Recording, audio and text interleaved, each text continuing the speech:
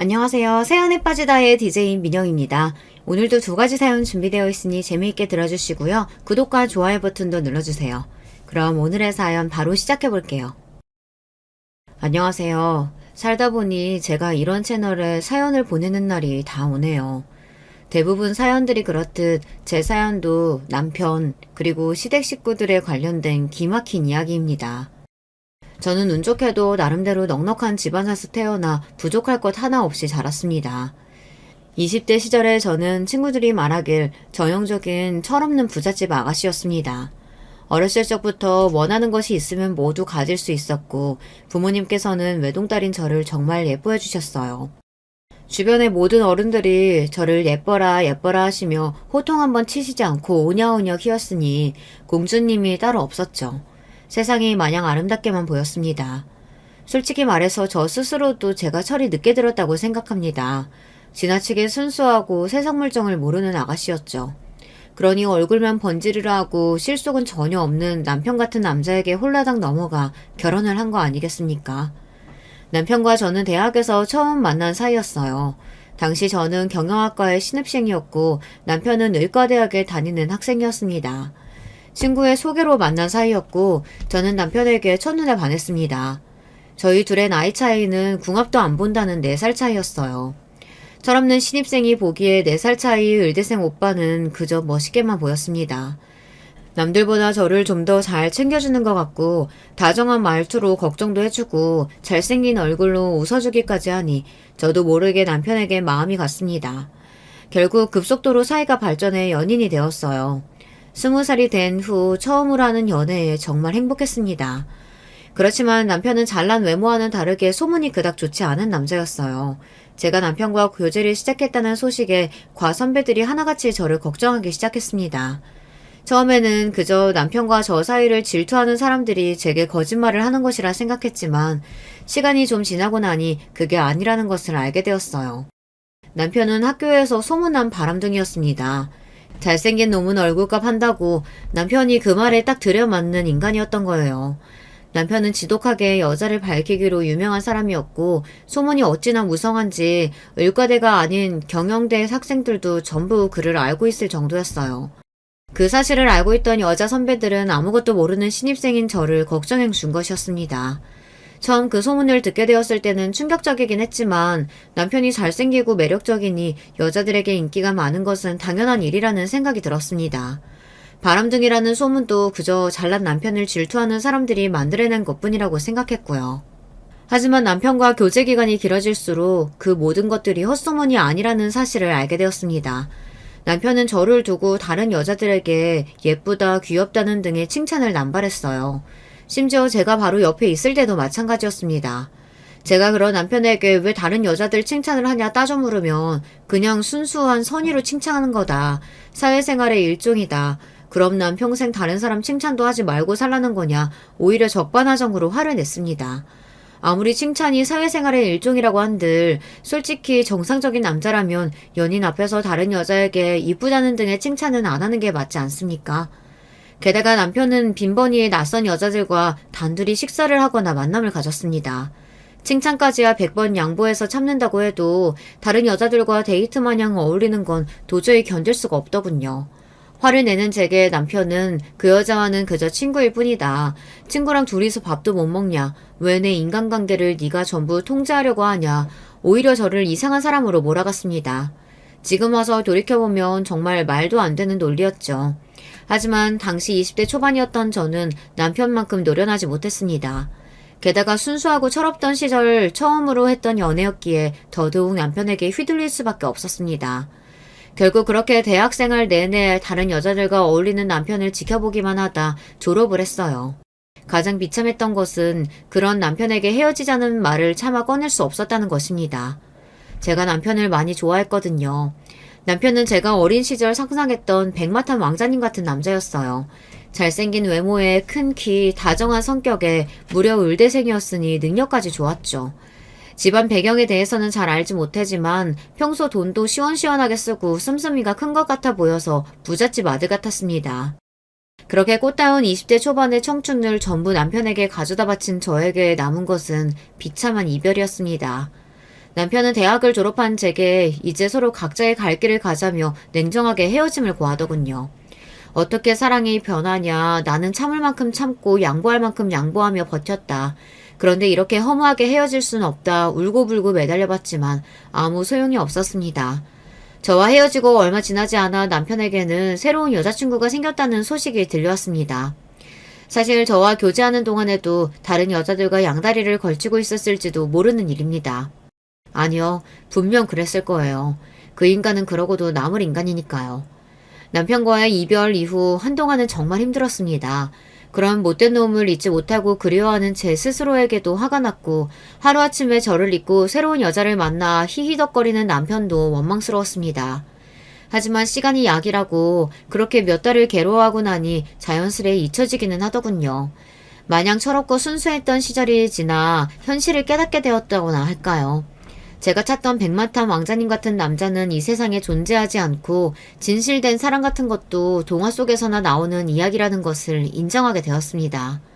그 뒤로는 남들과 비슷한 연애를 해왔습니다. 적당히 조건 맞는 사람을 만나 적당히 노력을 들이다 사귀다가 성격 차이 등 문제가 생기면 미련 없이 헤어지고 다시 새로운 사람을 만나기를 반복했습니다.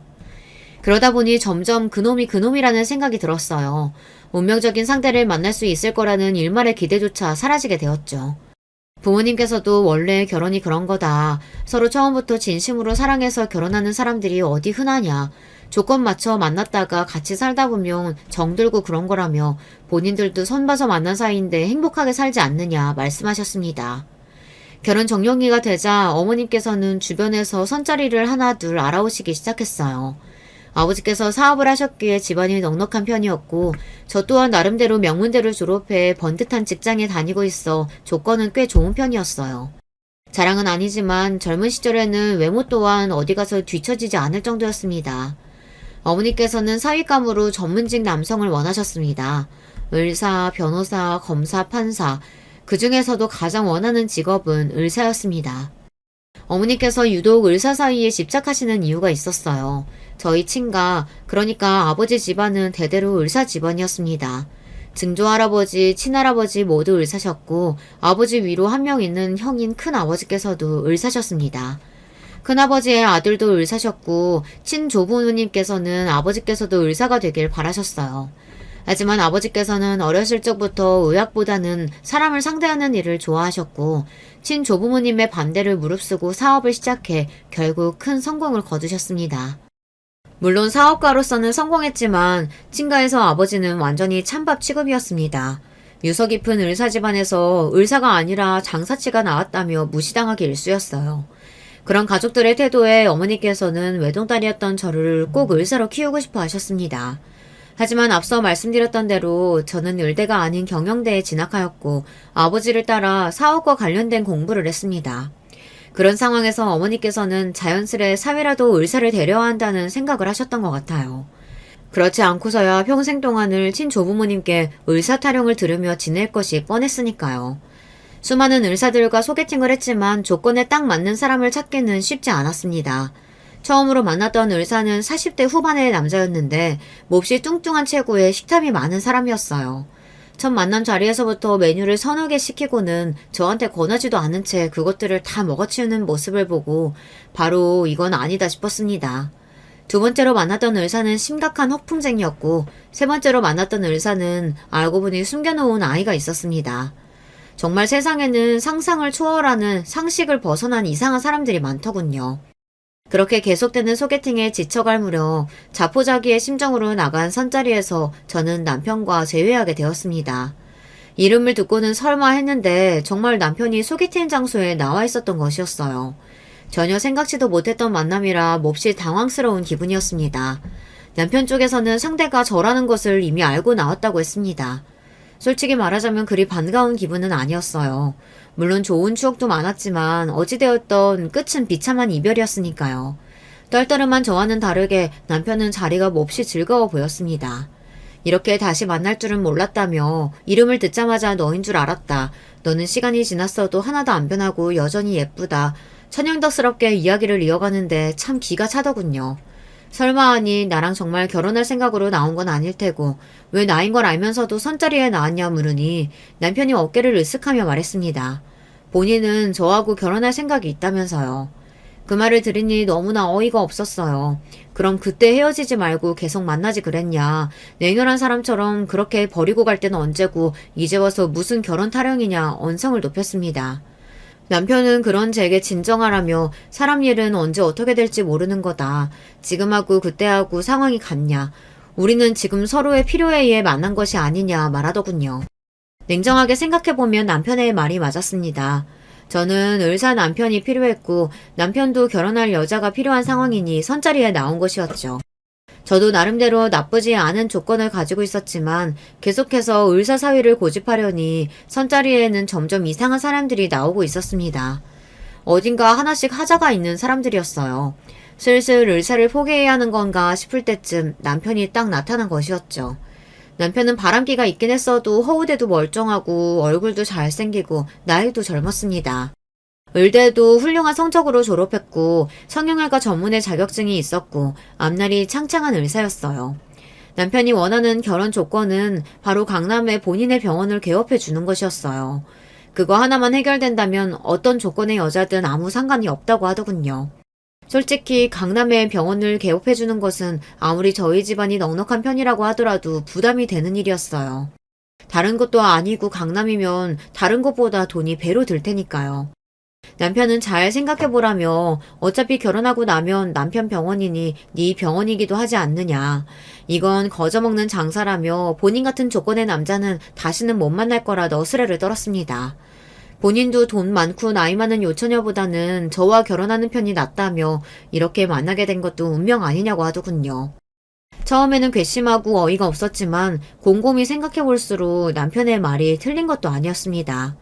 어렸을 적에야 철이 없어 다른 여자들을 만나고 다녔지만 설마 하니 지금도 그 버릇을 못 고쳤을까 싶었어요. 적어도 최소한의 양심이 있는 사람이라면 강남에 병원을 차려준 아내에게 못할 짓은 안 하겠지 싶기도 했고요. 물론 그것들은 전부 제 아니란 생각이었습니다. 한때나마 지독하게 사랑했던 사람이니 그렇게까지 최악의 인간은 아니라고 믿고 싶었던 모양입니다. 강남에 병원을 개업해달라 요구했다는 말에 아버지께서는 처음에 난색을 표하셨습니다. 얄궂게도 당시 아버지 사업이 조금 휘청이고 있었기 때문이에요. 아버지 사업 사정이 어려운 것을 뻔히 알면서도 이런 무리한 부탁을 하려니 저도 마음이 불편했습니다. 어머니께서는 하자 있는 인간에게 시집 보낼 바에야 조금 무리해서라도 병원을 차려주는 것이 낫다며 어차피 결혼하고 나면 그 병원 사모님 되는 것 아니냐. 집이나 차도 아니고 병원이면 차려주는 게 맞다 아버지를 설득하셨고 그렇게 저희 집안에서는 무리를 해서 남편에게 강남에 병원을 차려주게 되었습니다. 한 가지 의문이었던 건 대학 시절 남편은 분명 명품을 걸치고 다닐 정도로 집안이 넉넉해 보였는데 왜 시댁에서 도움을 받지 않고 병원을 차려준 여자를 찾으러 다닌 걸까 생각이었어요. 알고 보니 남편의 집안은 말 그대로 아무것도 없는 콩가루 집안이었습니다.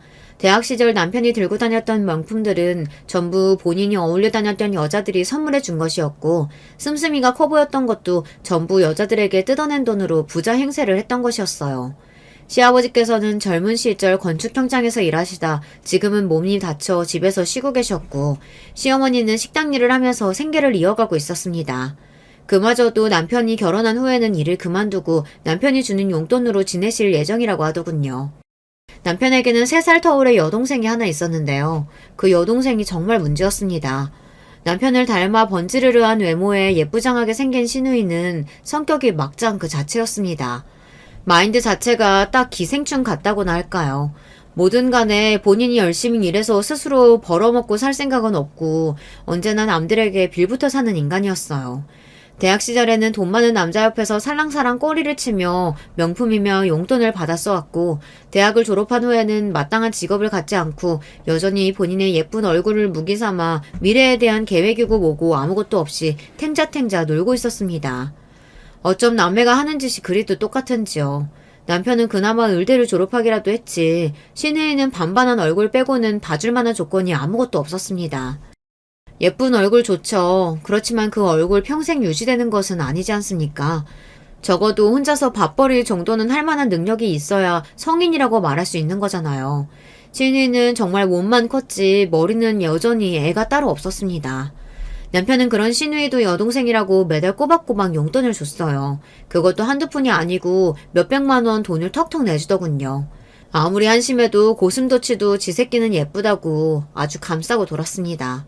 아무튼 신우이 얘기는 뒤에 가서 더 자세히 하도록 하고 남편의 집안이 생각보다 더 막장이라는 것을 알게 됐지만 이미 결혼 준비는 시작한 뒤였어요. 강남 성형외과 개업 준비도 착착 진행되고 있었고 식장과 날짜까지 나와 청첩장도 돌린 후였습니다. 남편의 바람기며 시댁 식구들이며 이것저것 걸리는 것이 많았지만 애써 긍정적으로 생각하려 했습니다. 무엇보다도 의사 사이를 얻게 되어 너무나 기뻐하시는 어머니를 보니 자잘한 문제들은 상관없다는 생각이 들었습니다. 친조부모님께서도 의사 사이를 드렸다는 말에 눈에 띄게 반색하시며 드디어 집안꼴이 제대로 돌아간다 좋아하셨어요. 남편이 겉으로 보기엔 번지르르하고 허우대도 멀쩡하고 어른들께도 싹싹하니 잘하는 성격이라 친조부모님께서는 사위 한번 잘 드렸다며 칭찬을 쏟아내셨죠. 그렇게 남편을 몹시 예뻐하셨습니다. 그런 모습을 보니 결혼 후 생길 자잘한 문제들은 제가 알아서 잘하면 된다는 생각이 들었습니다. 아주 오만한 생각이었죠. 남녀 사이의 결혼은 둘의 만남이 아니라 집안끼리의 만남이라는 것을 깨닫지 못하고 있었던 거예요. 남편 친구들은 어디서 이렇게 예쁘고 병원까지 차려주는 복덩이를 만났냐며 저를 입을 모아 치켜 세웠고 제 친구들도 결국엔 다시 이렇게 만나서 결혼하다니 운명이란 게 진짜 있나 보다 하며 저를 축하해 주었습니다. 그때까지만 해도 정말 남편과 잘 살 수 있을 거라 생각했어요. 행복한 가정을 꾸리겠다는 희망에 부풀어서 결혼식을 마치고 신혼여행을 다녀올 때까지만 해도 말입니다. 꿈만 같았던 신혼여행에서 돌아온 후 저와 남편은 강남병원 근처의 오피스텔에서 신혼생활을 시작했습니다. 남편은 격떨어지게 무슨 오피스텔이냐, 아파트에 살아야 한다 고집을 부렸지만 이미 병원 개업에 너무나 많은 돈을 썼던 저희 집안에서는 강남에 있는 아파트를 구할 여력이 없었습니다. 오피스텔도 제가 모아두었던 돈의 영혼까지 끌어모아 마련한 것이었어요. 남편은 집은커녕 혼수 하나도 제대로 해오지 않았으면서 매사에 불만이 많았습니다. 남들한테는 엄청난 부잣집 딸과 결혼했다고 떵떵거리며 자랑이란 자랑은 다 해놓았는데 오피스텔에 산다는 것을 들키면 얼마나 망신이겠냐며 적반하장으로 제 탓을 하더군요. 신혼 초부터 남편과 언성을 높이며 싸우고 싶지 않았기에 여기서 조금만 지내다 아버지 회사 사정이 다시 좋아지면 부탁드려 보겠다 어찌저찌 이야기를 마무리했습니다. 얼마 후 남편의 성형외과가 개업을 하게 되었고 감사하게도 주변 분들이 많이 찾아주신 덕에 점점 손님들이 늘어나게 되었습니다. 강남의 입지 좋은 곳에 개업한 병원이니 손님이 적기도 어려웠었지만 날이 갈수록 입소문을 타고 손님들이 줄을 서서 찾아올 정도가 되었어요. 남편도 눈꽃을 새 없이 바쁘게 되었습니다.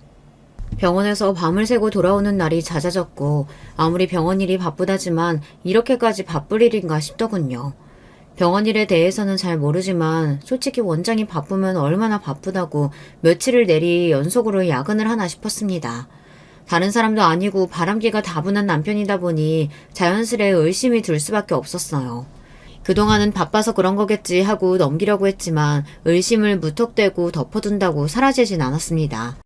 설마 결혼한 지 얼마나 됐다고 벌써 바람을 피겠어 싶은 마음도 있었어요. 남편과의 사이가 그리 나쁘지도 않았고요. 남편은 20대 초반에 연애를 하던 시절처럼 제게 다정했고 외모 관련된 칭찬도 많이 했습니다. 남들이 보기에는 사이가 좋다 못해 꿀이 떨어지는 부부였고요. 그랬기에 더더욱 남편의 외도를 의심하지 않으려 애썼던 것 같습니다. 내 앞에서 저렇게 다정하고 착한 남편처럼 구는 사람이 뒤로는 다른 여자들을 만나고 있다는 사실을 알게 되면 정신적 충격이 너무나 클 것 같았어요. 애써 현실을 부정하고 외면하려 노력하고 있었던 것이었어요. 그날도 남편이 야근한다며 집에 늦게 들어가겠다고 연락을 해왔고 저는 알겠다 답을 해놓고서 남편 몰래 병원으로 향했습니다. 야근을 한다던 남편의 말과는 다르게 병원은 불이 다 꺼져 있었어요. 문까지 잠겨 있었습니다. 나한테 거짓말을 했구나. 친구들과 술을 마시러 갔나 아니면 다른 여자를 만나러 간 건가 여러 생각들이 들 때쯤 뭔가 이상한 촉이 왔습니다. 병원 안에 사람이 있는 것 같다는 생각이었어요. 아무런 근거도 없었지만 느낌이 그랬습니다. 왜 여자들만의 촉이 있다고들 하지 않습니까? 딱 그런 기분이었어요.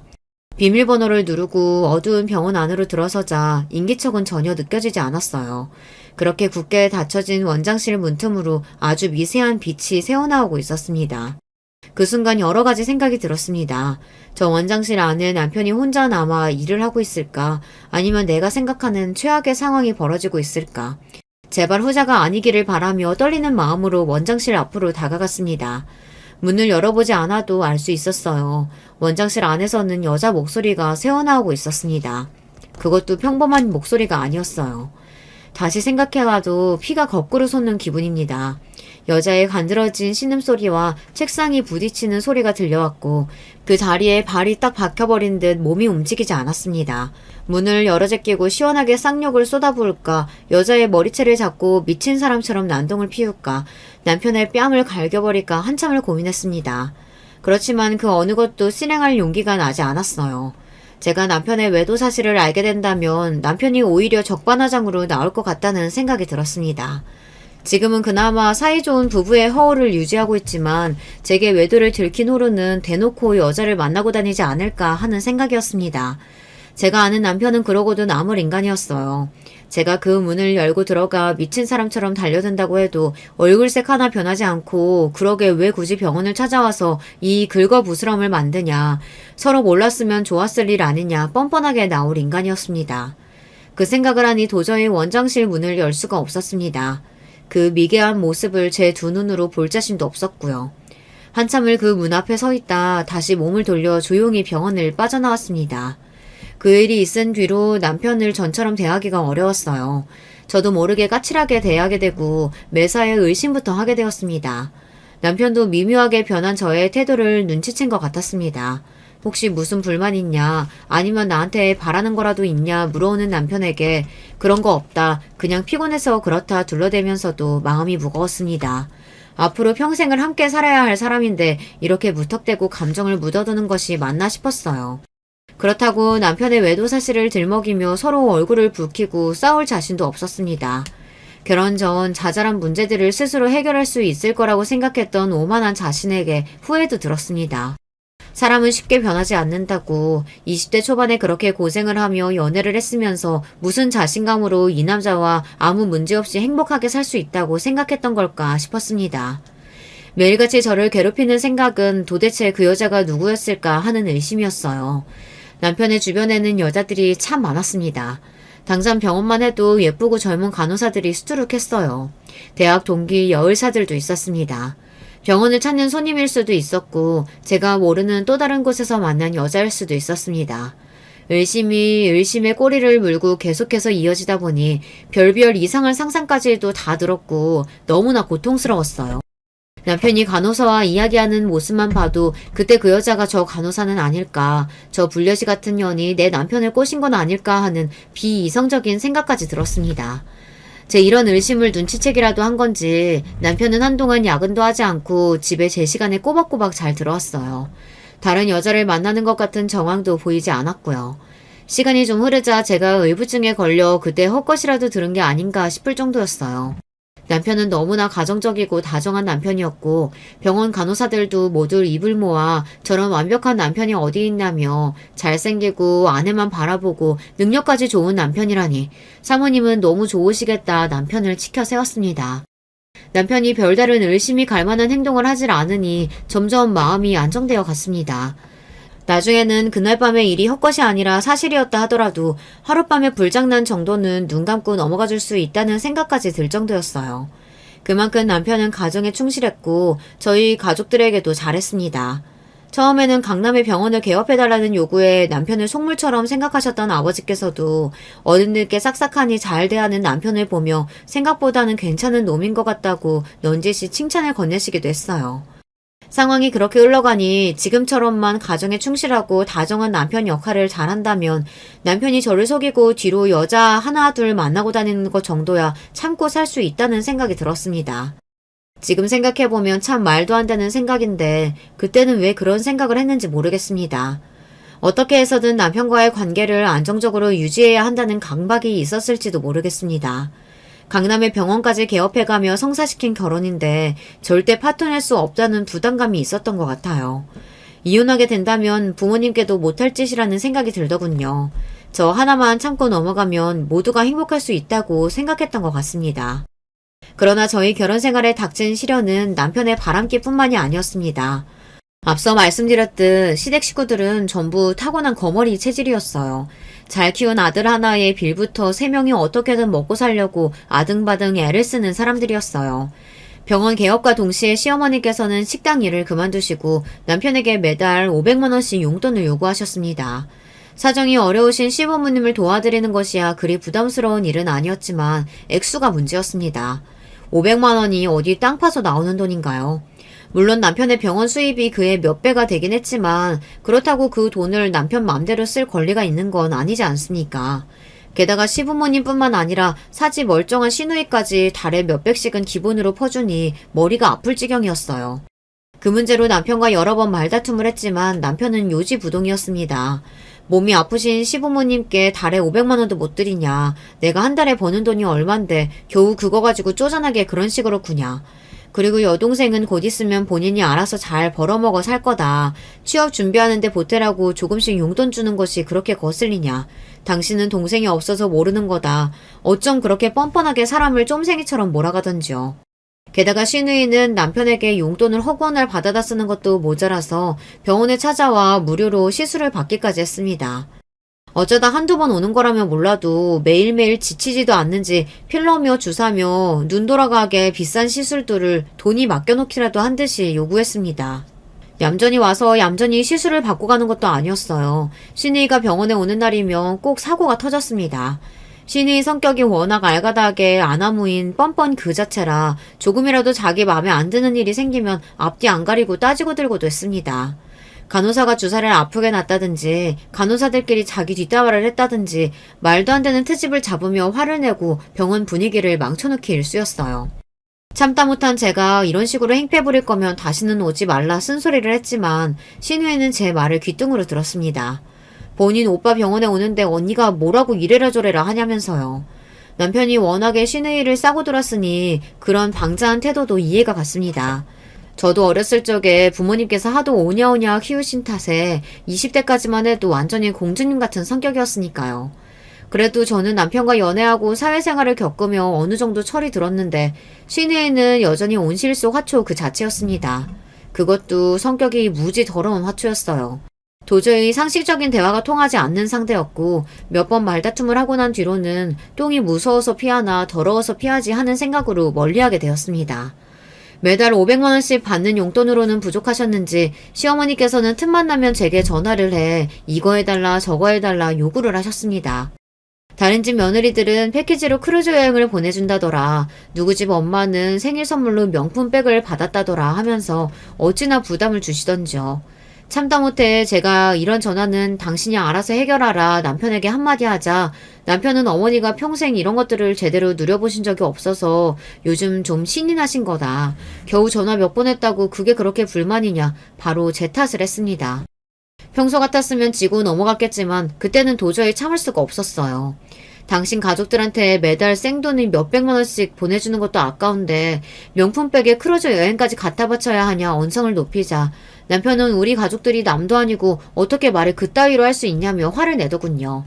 결국 그 싸움 이후로 남편과의 사이가 눈에 띄게 서먹해졌고 한동안 가정에 충실하던 남편은 다시 바깥으로 돌기 시작했습니다. 그러던 어느 날 남편은 갑자기 제게 20억짜리 아파트를 사겠다며 일방적인 통보를 해왔습니다.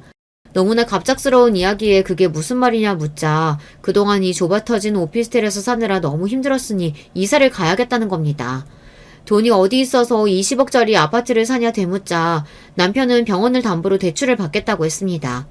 저는 그런 남편에게 말이 되는 소리래라. 막말로 병원은 지금 장사가 잘 되지만 언제 망할지 모르는 일이다. 만약 의료사고라도 터져서 병원이 문을 닫게 되면 그 빚은 다 어떻게 갚으려고 그러냐.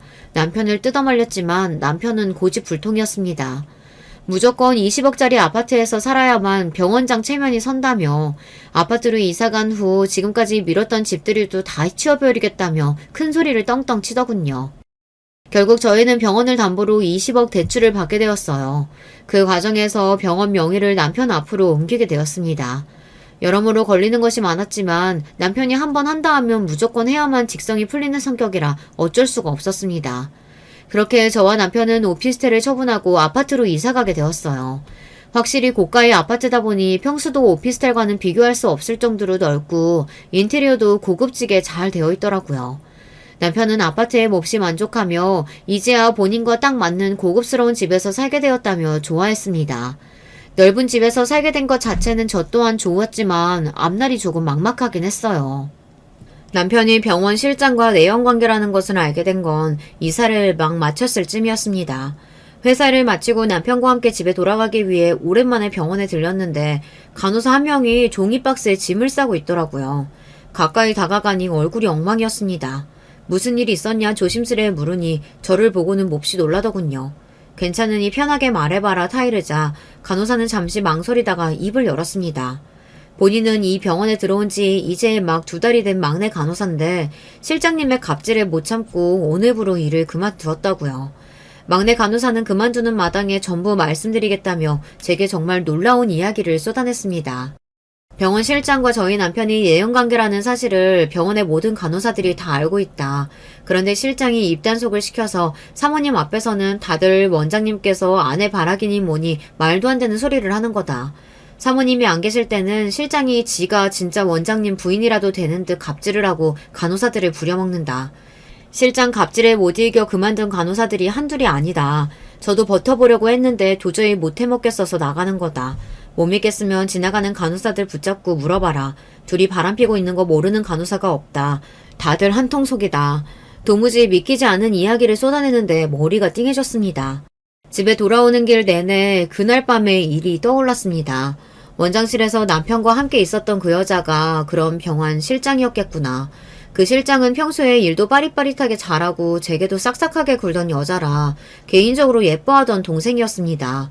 뒤에서 남편과 그렇게 더럽게 붙어먹고 있는 줄도 모르고 명절이면 보너스를 챙겨주고 병원에 들릴 때마다 안부를 물으며 가까이 지냈었다니. 그 여자가 속으로 저를 얼마나 비웃고 무시했을지 정말 천불이 나는 기분이었어요. 그러나 그 사실을 알게 되었다고 해서 제가 할 수 있는 일은 없었습니다.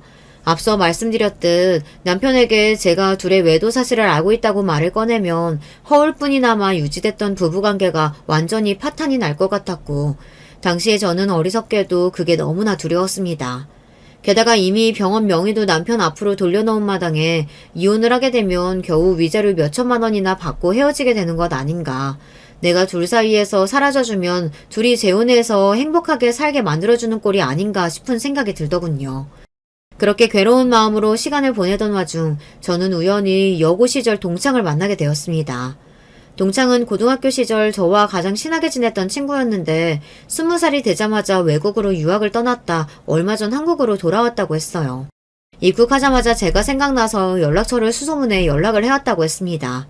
한창 힘든 시기를 보내고 있던 터라 오랜만에 만난 친구가 너무나 반가웠습니다. 친구와 이런저런 근황 이야기를 나누다가 술이 몇 잔 들어가니 남편 이야기를 하게 되었어요. 실은 남편이 병원 실장과 바람을 피고 있다. 그러니 이 상황을 어떻게 해결해야 할지 모르겠다. 제 이야기를 전부 들은 친구는 몹시 화를 내며 세상에 그런 쓰레기 같은 인간이 다 있냐며 본인이 도와줄 테니 걱정 말라 저를 위로해 주었습니다. 걱정해주는 마음은 고마운데 네가 어떻게 날 도울 수 있냐 물으니 친구는 자기가 다 계획이 있으니 본인이 시키는 대로만 하라고 하더군요. 친구가 제게 시킨 것은 본인이 병원에 드나들어도 절대 아는 척하지 말 것, 남편과 실장 사이를 이간질 시킬 만한 행동을 할 것, 이 2가지였습니다. 다음날부터 친구는 제게 예고했던 대로 병원에 드나들기 시작했습니다. 화장을 진하게 하고 명품으로 쫙 빼입은 친구는 누가 봐도 잘 사는 집 아가씨처럼 눈길을 끌었습니다. 친구는 항상 꼭 집어서 원장님께 상담 시술을 받기를 원했고 미인계의 약한 남편은 홀라당 친구의 계력에 넘어가고 있는 듯 했습니다. 그즘 저는 남편에게 은근슬쩍 실장의 남자친구가 생긴 것 같다. 저번에 병원 지하주차장에서 봤는데 웬 모르는 남자랑 다정하게 껴안고 그 남자 차를 타고 가더라. 거짓 소문을 흘렸고 실장에게는 남편이 실장 말고도 어울리는 여자가 많다는 듯한 분위기로 이야기를 꺼냈습니다. 연애 시절부터 하도 바람기가 심해서 이제는 거의 포기하고 살고 있다면서요. 솔직히 계획을 실행하면서도 반신반의였습니다. 아무리 그래도 남편이 이렇게 얕은 수에 쉽게 넘어올까 생각이 들었거든요. 하지만 남편은 제 생각보다 더 단순하고 멍청한 인간이었나 봐요. 친구는 남편 앞에서 본인이 엄청난 부잣집 딸이지만 아직까지 운명의 짱을 만나지 못해 결혼을 못한 여자인 척 이야기를 흘렸고 본인 앞으로 물려받을 재산만 몇백억이 된다는 거짓말을 했다고 합니다.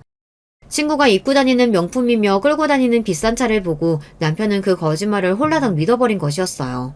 친구는 저처럼 제법 넉넉한 집안에서 태어나 자란 부잣집 아가씨이긴 했지만 물려받을 재산이 그 정도로 많은 재벌은 아니었습니다. 전부 남편을 꼬여내기 위한 거짓말이었고 친구는 본인과 결혼하면 남편에게 병원 2호점, 3호점을 개원해주고 지금 살고 있는 20억 아파트보다 더 큰 아파트로 이사갈 수 있게 해주겠다. 살살 바람을 불어넣었다고 합니다. 만나고 있는 실장도 다른 남자가 생긴 것 같고 아내는 요즘 들어 본인을 의심하는 눈치고 그렇지 않아도 이사를 하며 20억이라는 빚이 생겼는데 이게 웬 떡이냐 싶었던 남편은 바로 그 미끼를 물어버렸습니다. 그렇게까지 멍청한 인간이라고는 생각을 못했는데 너무나 쉽게 덫에 걸려들어 허무해질 정도였어요. 남편은 실장과의 관계를 정리하고 실장을 칼같이 잘라버렸고 친구에게 저와 이혼을 하고 오겠다고 약속했습니다. 친구에게 미리 전해들어 알고 있던 소식이었지만 얼굴색 하나 변하지 않고 제게 이혼을 요구하는 모습을 보니 그래도 지난 시간 동안 살 부대끼고 살아온 정이 있는데 이 남자는 정말 나를 털끝만큼도 사랑하지 않았구나 싶어 비참한 기분이더라고요. 이혼을 요구하는 남편에게 지금 살고 있는 아파트 명의 그리고 달려있는 20억치 빚을 깔끔하게 변제한 후 병원 명의도 다시 제 앞으로 돌려놓아라 요구했습니다. 저와 이혼하고 수백억대 자산가의 딸과 결혼할 생각에 신이 났던 남편은 그러하겠다 약속했고 얼마 지나지 않아 돈을 어디서 구해야 하는지 정말 20억 빚을 깔끔하게 갚고 모든 명의를 제 앞으로 돌려놓았더군요. 서류들을 보니 속이 시원하다가도 마음이 씁쓸했습니다. 그렇게 이혼 도장을 찍어주고 저와 남편은 완전히 남남이 되었어요. 그 뒤로 저희 남편, 아니 이제는 전 남편이 되어버린 그 남자가 어떻게 되었을지는 안 봐도 뻔하시죠. 이혼 도장이 찍힌 서류를 당당히 들고 친구에게 돌아간 남편은 대차게 퇴짜를 맞았습니다. 친구는 그동안 당신같이 여꺼운 인간 얼굴 보면서 사탕 발린 말하느라 비위상해 죽는 줄 알았다며 사람이 주제를 알아야지 어디 쥐뿔도 없는 인간이 나 같은 여자랑 결혼하려고 했냐 말을 싹 바꾸고 남편을 쫓아냈다고 합니다. 너무나 당황한 남편이 친구에게 매달리며 갑자기 왜 이러냐 본인이 잘하겠다 손이 발이 되도록 빌었지만 친구는 그런 남편을 비웃을 뿐이었습니다. 갑작스레 태도를 바꾼 친구의 무언가 이상하다 느낀 남편은 그제서야 친구의 뒷조사를 했고 친구가 저와 친구 사이라는 것을 어떻게 알게 되었는지 그 길로 저를 찾아왔습니다. 이건 명백한 사기행위고 기만행위다. 애초부터 친구랑 짜고 쳐서 나를 속여먹은 것 아니냐. 경찰에 신고하겠다 소리를 빽빽 질러대는 남편에게 신고를 하려면 어디 해봐라. 무슨 죄목으로 집어넣을 거냐. 남녀가 연애를 하다 마음이 안 맞으면 헤어질 수도 있는 것 아니냐. 내 친구가 너한테 이혼하라고 칼을 들이밀고 협박을 했냐. 아니면 너한테 재산을 다 주겠다고 서약서를 쓰기로 했냐. 친구 말 듣고 홀라당 이혼해버린 건 너 스스로 아니냐. 어디서 남의 탓을 하며 언성을 드높이냐. 저도 지지 않고 악을 썼습니다. 알고 보니 남편이 병원 앞에 달린 20억치 빚을 다 갚을 수 있었던 이유는 시부모님의 도움 덕분이었어요. 가진 것이 아무것도 없다며 제게서 매달 몇백만 원씩 돈을 받아가셨던 시부모님께서는 시골에 숨겨두었던 땅이 제법 크게 있으셨던 모양이더라고요. 그 땅을 담보 잡아 20억 대출을 받았던 것이었습니다. 어차피 친구와 재혼하게 되면 다 갚을 수 있는 돈이라고 생각했던 것이죠. 그러나 친구에게 대차게 까여버린 지금 그 돈을 갚을 수 있는 방법은 사라졌고 남편 앞으로는 병원이고 아파트고 아무런 명의가 남아있지 않았습니다. 시부모님께서는 조상 대대로 내려온 땅을 뺏기게 생겼다며 나쁜 년, 발칙할 년, 때려 죽어도 시원찮을 년년 거리시며 제게 욕을 쏟아내셨고 남편도 마찬가지였어요. 이젠 그런 모습을 봐도 아무런 화조차 나지 않았습니다. 그저 불쌍하고 역겨운 인간들이라고 생각이 들 뿐이었죠. 그뿐만 아니라 시누이도 본인 명의로 대출을 받았던 모양이었어요. 그것도 제2금융권에서요. 마땅한 직업도 없는 여자가 어디서 돈을 빌렸나 했더니 사채를 끌어다 쓴 것 같더라고요. 시부모님이 가지고 계시던 땅으로는 20억이라는 큰 돈을 마련할 수가 없었죠.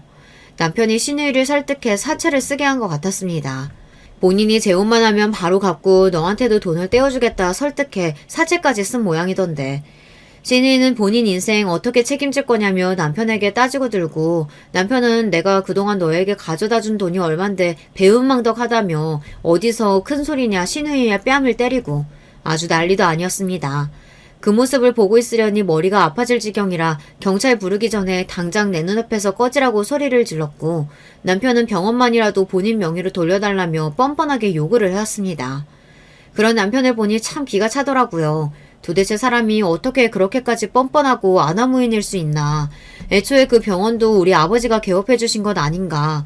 처음부터 당신 손에는 아무것도 없었다. 전부 당신이 자초한 일이고 욕심부린 벌이다.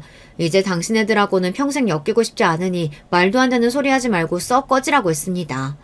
그러나 말로 해서 들을 인간들이었다면 애초에 저를 찾아오지도 않았겠죠. 명의를 돌려주기 전까지는 절대 집에서 한 발자국도 못 움직인다고 말도 안 되는 고집을 부리는 통에 결국 경찰서들을 불러 어거지로 끌어냈습니다. 그날 이후로도 계속해서 연락을 하고 집에 찾아오기에 결국 아파트를 비우고 부동산에 내놓았습니다. 애초에 혼자 살기에는 20억짜리 아파트가 너무 크기도 했고요. 처음 이혼한다는 소식에 몹시 슬퍼하시던 어머니께서도 내막을 다 알고 나시고는 왜 그동안 그런 일들이 있었는데도 말하지 않았냐며 그동안 고생 많았다 저를 위로해 주셨어요. 아버지께서는 내 그놈 처음에 병원 차려달라고 말할 때부터 그런 파렴치한 놈인 줄 알았다며 언성을 높이셨습니다.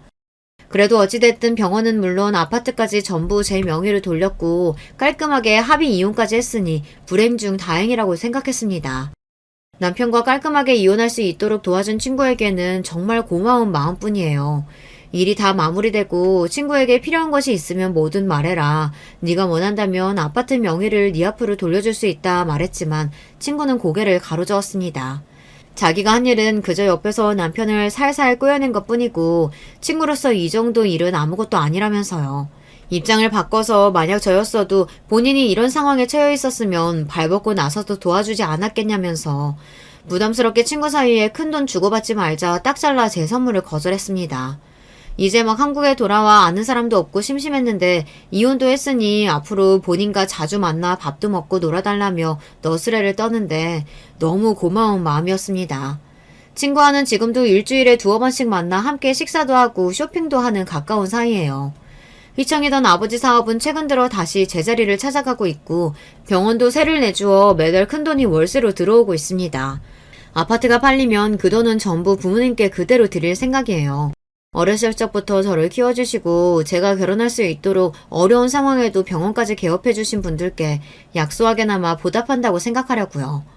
어머니께서는 아이도 없고 아직 젊은 나이니 더 늦기 전에 재혼처를 알아보시고 싶은 눈치였지만 저는 남편과의 일을 겪고 나서 결혼 생각이 싹 사라졌습니다. 앞으로 한동안은 남자한테 눈길도 주지 않을 것 같아요. 그동안 마음고생한 스스로에게 재충전할 시간을 주고 싶습니다. 그리고 아무리 생각해도 전 남자 보는 눈이 너무 없는 것 같아요. 그런 쓰레기 같은 인간에게 2번이나 반해 제 무덤을 스스로 팠으니 말입니다. 좀 더 나이가 들고 연륜이 생기면 괜찮은 남자를 알아볼 수 있게 될지도 모르는 일이지만 일단은 남자보다 제 일에 집중하려고 합니다. 대학 동기들을 통해 건너 들려오는 소문으로는 전 남편은 서울 구석에서 페이닥터로 일하고 있다고 하더라고요. 그마저도 일하는 족족 빚 갚는 데 써야 할 테니 온 가족이 옹기종기 모여 어디 반지 앞방에서나 살고 있을지 모르겠습니다. 이제는 신경 쓸 필요도 없고 궁금하지도 않은 이야기입니다.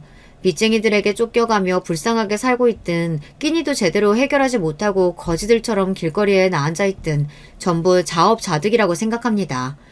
애초에 남편이 바람도 피지 않고 쓸데없는 욕심만 부리지 않았다면 평생 시댁 식구들 모두 남편에게 빨대 꽂고 잘 살 수 있었을 텐데요. 남편이 멍청한 데다 욕심만 많았던 덕에 제가 이렇게 시원하게 복수에 성공했으니 나름대로 고마운 일일지도 모르겠네요. 어찌되었던 제 이야기는 여기서 마무리하겠습니다. 들어주신 모든 분들께 감사드리고 모두 좋은 하루 되시길 바랄게요. 안녕하세요. 저는 서울 사는 50대 여자입니다. 요즘 부쩍 날씨가 더워졌는데 여러분은 어떻게 지내세요? 에어컨과 선풍기가 없다면 저는 벌써 더위를 먹었을 거예요. 유난히 더위에 약해서 여름이 되면 몸에 열이 나고 땀도 무척 많이 흘린답니다. 밖에 나갈 때는 걸어야 하는 상황이 오면 반드시 양산을 들고 나가곤 해요. 집에서도 항상 얼음물을 먹을 정도로 더위에 약한 제가 오늘은 이 무더위를 날려버릴 시원한 사연을 가져왔습니다. 제가 인생을 살며 참 다사다난했는데요. 그 중에서도 제일 시원한 사이다 사연이랍니다. 이 사건을 생각하면 자다가도 웃음이 나올 정도로 통쾌한 사연이니 끝까지 집중해서 들어주세요. 오늘 얘기할 사연은 바로 제 딸과 관련된 사연이랍니다. 이 사연을 듣는 분 중 혹시 자식이 있는 분들 있으세요? 모든 부모라며 공감할 텐데 제 인생은 딸을 낳기 전과 후가 아주 다르답니다. 사실 딸이 태어나기 전의 인생은 잘 기억도 나지 않아요. 우리 미영이 학교에서 엄마 없다고 누가 놀려도 절대 기죽지 마. 알겠지? 네 엄마는 너를 얼마나 사랑했는지 몰라. 비록 몸이 좋지 않아서 이른 나이에 하늘로 갔지만 아빠는 엄마가 하늘에서 우리를 보고 있다고 생각해. 나도 우리 엄마가 항상 아빠랑 내 주변에 있다고 생각해. 그리고 학교에서 애들이 엄마 없다고 놀려도 나는 아무렇지도 않아. 그런 사소한 놀림에 상처받지 않으니까 아빠도 내 걱정은 안 해도 돼. 아휴, 네 엄마 닮아서 말은 청산유수다. 우리 미영이 말하는 것을 보면 꼭 먼저 죽은 네 엄마가 생각이 나. 네 엄마도 진짜 똑똑하고 당찬 여자였거든. 아무튼 아빠는 우리 미영이가 행복하게 살았으면 좋겠어. 저는 엄마가 없이 자라서 제 소원은 내 자식에게 사랑을 많이 주는 엄마가 되는 거였습니다. 학창 시절에 엄마가 없다고 놀림을 받는 일도 적지 않았지만 그럴 때마다 상처를 받고 의기소침하진 않았어요. 그저 지나가는 과정이라고 생각했습니다. 힘들 때마다 오히려 공부에 매진했더니 성적도 높아서 나중에는 친구들이 저를 놀리지도 않았어요. 미영아, 그렇게 혼자 도서관에 남아서 제일 마지막까지 공부하더니 결국 대학에 합격했구나. 진짜 축하한다. 선생님은 미영이가 이렇게 좋은 대학에 입학할 줄 알았어. 높은 성적으로 서울에 있는 대학에도 합격했었어요. 슬프지만 우리 아빠가 벌어오는 돈은 많지 않았습니다. 이렇다 할 능력이 없어서 제대로 된 직장에 다니지 못했어요. 그저 공사장에 가서 막노동으로 하루 벌어 하루 먹고 사는 형태였습니다. 그런 아빠를 원망하거나 하지는 않았지만 등록금이 없어 결국 다니던 대학을 자퇴할 때는 눈물이 나왔어요. 미영아, 미안하다. 아빠가 우리 딸 대학에 힘들게 들어갔는데 그거 끝까지 다니게 하지도 못하고 너한테는 그냥 미안한 마음뿐이다. 아빠는 하늘에 있는 네 엄마 얼굴을 어떻게 보니? 저승에서 만나면 그저 미안하다고 또 빌어야지. 아빠 왜 울어? 울지 마. 나도 사실 속상하긴 해. 그래도 어쩔 수 없잖아. 우리가 돈이 없는데 내가 공부하겠다고 대학에 간 것부터가 사치였어. 빚도 많은데 돈을 벌 생각을 해야지 무슨 공부야. 대학을 돈 때문에 자퇴한 저는 바로 공장에 들어갔어요. 가발을 만드는 공장이었는데 몸이 매우 힘들었습니다. 그런데 몸이 힘드니까 머릿속으로 아무 생각을 하지 않아서 좋더라고요. 공장을 다니니 확실히 돈이 생겨서 빚도 차츰 갚아나갔어요. 아빠랑 먹고 싶은 음식도 많이는 아니어도 월급날이 되면 먹을 수 있었습니다. 그렇게 공장에서 일하며 청춘을 보내던 도중 과연 결혼할 수 있을지 의문이 들었어요. 당장 이렇게 아빠와 겨우 살아가는데 누가 나랑 결혼할지 궁금했습니다. 그런데 이런 생각도 사치였어요. 왜냐하면 아빠가 갑자기 암에 걸리셨거든요. 미영아, 아빠가 너한테 인생에서 빚진 게 너무 많다. 우리 미영이 어려서부터 엄마 없이 자라게 한 것도 미안한데 이렇게 아파서 병원비가 벌써 얼마니. 부모가 제대로 역할도 못 해줘서 너무 미안해. 아빠한테 만약 큰 수술이 필요하다고 하면 그냥 안 한다고 해. 아빠는 나 때문에 우리 딸이 힘들어하는 거 절대 못 참아. 그걸 말이라고 해? 내가 왜 이렇게 대학도 자퇴하고 공장에 들어가서 개같이 돈 버는데? 그거 다 아빠랑 행복하게 살려고 그러는 거잖아. 나한테 유일한 가족인 아빠랑 어떻게든 이 험한 세상 살아보려고 애쓰는 거 몰라? 도대체 왜 그런 말을 해? 아빠는 본인이 암에 걸려서 미안하다고 사과를 몇 번을 했는지 몰라요. 그런 아빠를 보며 참 속상했습니다. 왜 제 인생은 이런 건지 하늘의 원망도 많이 했어요. 그러다 저는 운명처럼 어떤 남자와 사랑에 빠지게 되었는데 그 남자는 아빠가 입원한 병원의 의사였어요. 아빠의 병을 간호할 사람을 찾지 못해서 제가 공장에 가는 시간이 아니면 무조건 병원에 갔거든요. 아까 아버님 기침하시던데 지금은 목 괜찮으세요? 따뜻한 물 많이 드시게 하세요. 그리고 가습기도 조금 더 큰 걸로 쓰는 게 좋아 보여서. 여기요. 이거 제가 가지고 있던 건데 지금 쓸 일이 없어서 드릴게요.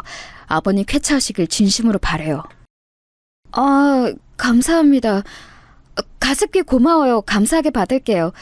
매번 이렇게 담당도 아닌데 챙겨주셔서 진심으로 감사드려요. 저 없을 때도 아빠 많이 보러 오신다고 들었어요. 우리 아빠를 이렇게 신경 써주시다니 제가 몸둘 바를 모르겠어요. 그 의사는 아예 다른 병동에서 일하는 사람이었는데 유독 우리 아빠와 저에게 관심을 표현했습니다. 시간이 지나며 그 관심은 저한테 가진 호감에서 비롯된 거라는 것을 저도 알게 되었죠. 그러면서 의사는 저에게 적극적으로 다가오기 시작했습니다.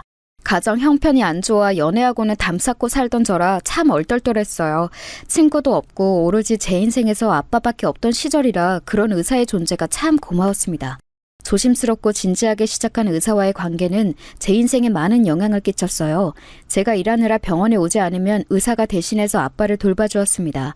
저는 아빠한테 진심으로 대하는 모습을 보며 마음을 완전히 의지하게 되었어요. 그렇게 제가 의사와 한 번에 결혼에 성공했으면 이 사연을 제보하지도 않았을 거예요. 남자가 저에게 진지하게 결혼하자고 얘기한 바로 며칠 뒤 어떤 아줌마가 저를 찾아왔어요. 병동에서 아빠의 간호를 하고 있는데 누가 찾아와서 제 머리채를 잡았습니다. 아빠가 다행히 잠을 자고 있던 상태라 머리가 잡힌 채로 아줌마를 복도로 꺼내왔어요. 누구세요? 갑자기 들어오셔서 이러면 어떡해요? 아줌마! 이게 무슨 짓이에요? 경찰 부를 거예요? 야, 이년아, 경찰? 불러. 네가 우리 아들 꼬셨지? 어디서 우리 아들하고 결혼할 생각을 해? 집안도 근본도 없는 주제. 우리 아들이 뭐가 부족해서 너 같은 애랑 결혼해? 너 당장 내 아들한테서 떨어져. 대학도 안 나오고 공장 다니는 년이 감히 의사랑 결혼하려고 꼬리를 쳐? 미쳤어? 미쳤냐고? 바로 그 사람은 제가 결혼을 약속한 남자의 엄마였어요. 복도가 울리도록 쩌렁쩌렁하게 소리를 질러서 지나가는 환자와 간호사들이 다 쳐다보았습니다. 선생님, 여기서 이러시면 안 돼요. 지금 안정을 취해야 하는 환자도 많고 다른 곳에 가서 얘기해 주시겠어요? 학생! 이 손님 데리고 다른 곳으로 가서 얘기하고 와요. 이거 놔요!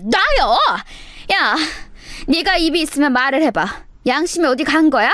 감히 고졸 주제 의사랑 결혼하려고 해? 애초에 그런 목적으로 의사 하나 잡아서 인생 피려고 했지? 꿈도 꾸지 마. 내 눈에 흙이 들어가도 나는 내 아들하고 너 같은 년 결혼 못 시켜. 알겠어? 슬프게도 너무 어렸던 저는 아줌마의 욕설에 아무 대응하지 못했어요. 그리고 아줌마가 하는 말에 반박을 심하게 할 수도 없었죠. 누가 봐도 의사와 고졸 출신 공장에서 일하는 사람은 맞지 않잖아요. 그래서 그저 눈물을 흘리고 있었는데 그때 남자가 호출을 받고 사건이 발생한 곳으로 달려왔습니다. 어머니, 여기서 뭐 하시는 거예요? 미영 씨, 죄송해요. 제가 며칠 전에 결혼 얘기를 슬며시 꺼냈는데 우리 부모님이 아직 옛날 분들이라. 엄마, 제가 잘 설명한다고 했잖아요. 설명? 다 필요 없어. 나는 죽어도 저 여자랑 결혼 못 시키니까 그렇게 알아. 다 죽어가는 환자를 장인어른으로 모시고 싶니? 네가 하도 착하고 순진해서 뭘 모르나 본데. 저 여자가 애초에 다 우리 재산을 노리고 접근한 거라고. 저는 제가 만나던 그 의사가 얼마나 잘난 집안인지 몰랐어요. 그저 저를 위로해주고 하도 우리 아버지를 잘 챙겨줘서 만났던 거였거든요.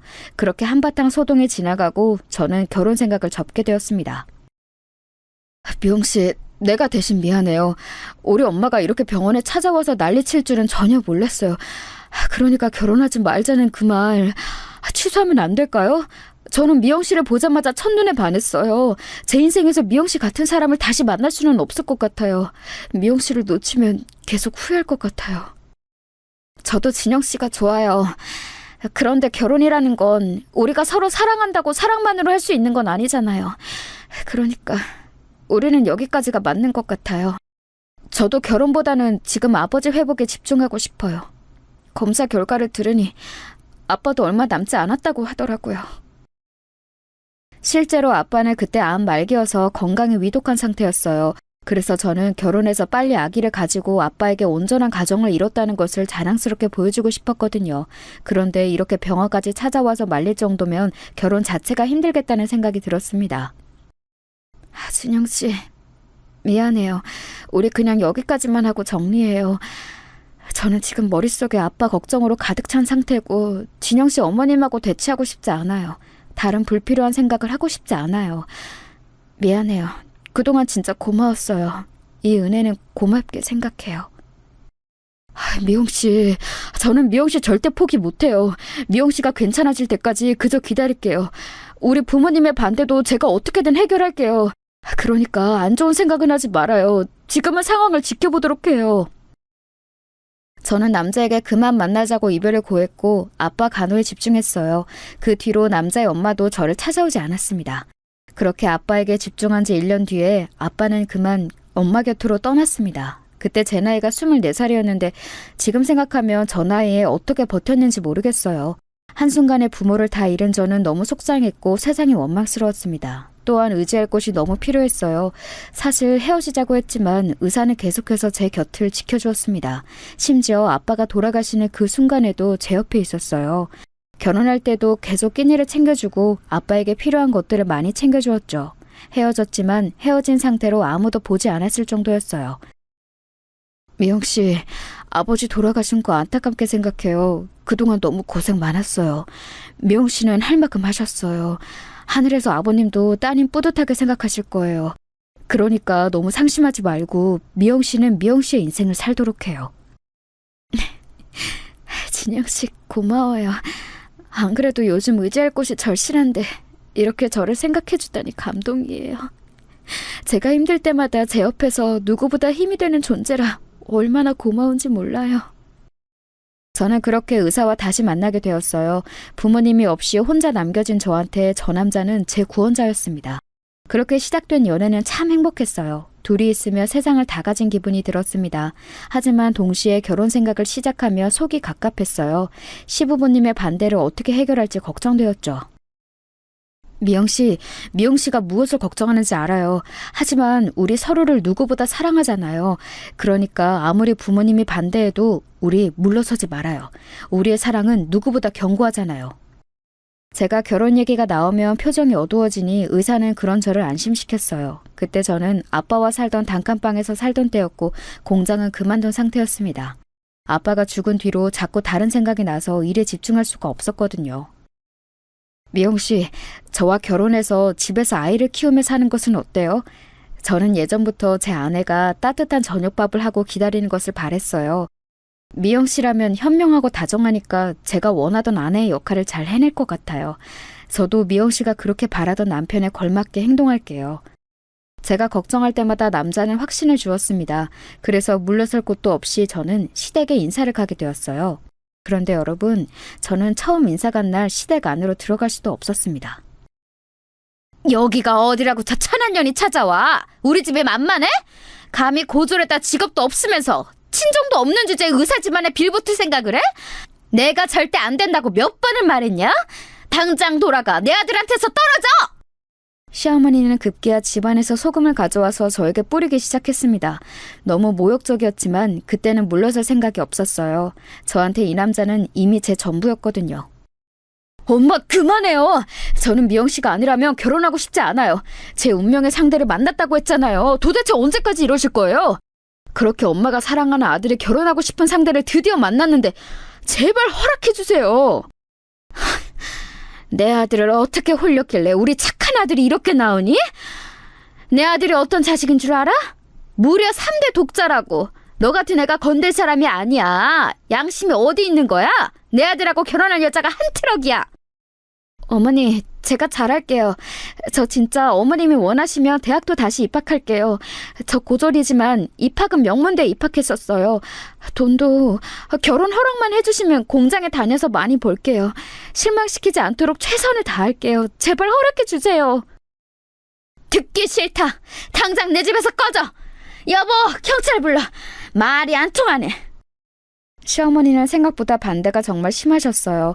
결혼 허락을 받으려고 얼마나 애를 썼는지 모릅니다. 그때는 이 남자가 아니라면 제 인생에 결혼과 사랑은 없을 거라 생각했어요. 그래서 어머니가 반대할수록 남자와 저는 더 가까워졌습니다. 이 고난만 버티면 모든 것이 우리 뜻대로 될 것 같았어요.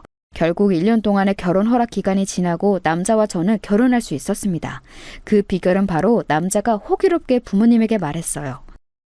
저 미영 씨와 결혼하지 못한다면 집안 병원을 물려받지 않을 거예요.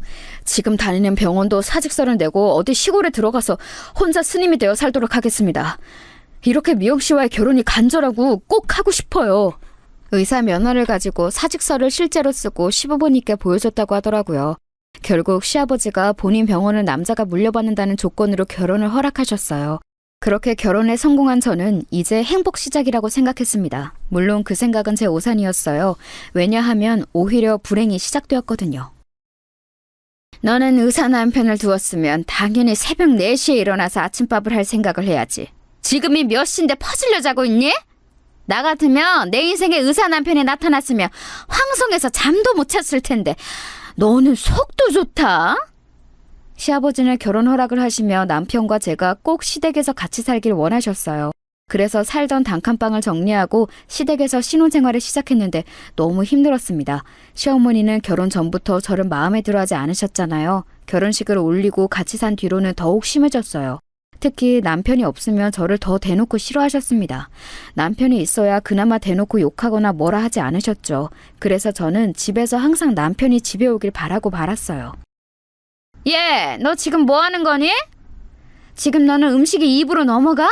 당장 내일이 제삿날인데 재료도 다듬고 손님 받을 준비를 해야지. 친척들이 다 오시는데 이렇게 한가하게 앉아서 밥을 먹을 때야? 아휴, 이래서 근본 있는 집안의 사람을 들여야 하는 건데. 심지어 시댁은 제사가 1년에 무려 14번이나 있었어요. 제삿날마다 온 친척들이 다 시댁으로 방문했습니다. 그 제사의 음식은 오로지 저 혼자 감당해야 했어요. 너무 힘들었는데 여기다 시부모님의 생신 그리고 명절까지 있는 달이면 잠을 자는 것이 아니고 기절하듯 잠들었답니다. 이렇게 힘든 날이 연속으로 지속되자 저는 점점 살이 빠지게 되었어요. 리홍아, 우리 이제 슬슬 아기 가질 때도 되었는데 네가 너무 말랐어. 밥을 잘 챙겨 먹어야 해. 원래 산모가 건강해야 아이도 건강하게 자라거든. 알지? 남편과 결혼하고 바로 아기를 갖기를 원했는데 몸이 너무 힘들고 또 스트레스가 워낙 심해서 아기가 생기지 않았습니다. 이런 우리 부부를 보며 시어머니는 또 막말을 하셨어요. 이게 다 너한테 문제가 있어서 그런 거 아니니? 우리 아들한테는 문제가 없을 텐데. 그러게 몸 관리를 잘했어야지. 도대체 결혼하고 바로 아이를 가져서 대를 이을 생각은 안 하고 뭐 하는 거야? 벌써 다음 달이면 너희 결혼한 지 2년이 되는데 아직도 아이 소식이 없는 게 말이 되니? 죄송해요. 그래도 저희 노력하고 있어요. 저번에 남편이 일하는 대학병원에 가서 검진도 받았는데 둘 다 문제는 없다고 하더라고요. 마음을 편하게 가져야 한다고 해서 최대한 스트레스를 받지 않으려고 노력 중이에요. 어머님, 조금만 더 기다려주세요. 노력만 하면 어떡해. 당장 하루하루가 급하니 아이를 잘 갖도록 네가 노력해야지. 원래 임신은 여자 몸에 따라 다른 거야. 아휴, 이런 것도 알기는 하는 거야. 고졸이라 믿을 수가 있어야지. 아휴. 시어머니는 남편이 없으면 저를 앉혀놓고 종일 이런 자른 소리를 계속하셨어요. 그래서 나중에는 남편이 출근할 때가 되면 저는 자연스럽게 표정이 매우 굳고는 했습니다. 남편도 중간에서 얼마나 곤란했는지 몰라요. 당당하게 맞서고 싶어도 현실적으로 시부모님에게 지원을 많이 받고 있었고 남편이 시아버지 병원을 물려받을 예정이라 심하게 반발할 수도 없었답니다. 그러던 어느 날 드디어 그렇게 바랬던 임신을 하게 되었어요. 그래, 수고 많았다. 우리한테도 드디어 손주가 생기는구나. 친구 녀석들이 손주 자랑을 할 때마다 얼마나 부러우는지 몰라. 그래, 아가. 혹시 먹고 싶은 거 있으면 언제든지 말하렴. 알겠니? 제가 임신하자 시아버지의 태도가 한층 누그러지셨어요. 원래 되게 무뚝뚝하셔서 말씀도 많지 않으셨거든요. 그런데 임신 이후로는 저한테 너그럽고 다정하게 변하셨습니다. 그런데 이런 시아버지를 보고 시어머니는 제가 더 싫어졌나 보더라고요. 아유, 걸리적거려. 괜히 여기서 알짱거리지 말고 저리 가. 너 그리고 내가 화장실 청소 아까 하라고 했는데 안 했지? 임신했다고 집안일 안 할 생각은 하지도 마. 알겠어? 어째 임신 이후로 시어머니 행패는 날이 갈수록 더 심해졌어요. 그렇게 임신하라고 할 때는 언제고 저를 더 괴롭혔습니다. 나중에는 시어머니의 목소리만 들어도 깜짝 놀라고 손발이 떨릴 정도가 되었어요. 그러다 어느 김장을 하던 날이었는데 종일 쭈그려 앉아있으니 허리가 끊어질 것 같더라고요. 임신한 상태라 안 그래도 몸이 좋지 않았는데 잠깐 쉬려고 일어났더니 시어머니가 또 저에게 뭐라 하기 시작했습니다. 오늘 안에 김장 100포기 하라고 했잖아. 너는 어째 애가 그렇게 꾀만 부릴 생각을 하니? 임신한 게 대수야, 어? 시댁을 도대체 뭐로 보고 그러는 거야? 어머니, 그게 아니고 제가 지금 너무 허리가 아파서요. 10분만 쉬고 바로 다시 할게요. 어머니! 내 배! 어떡해!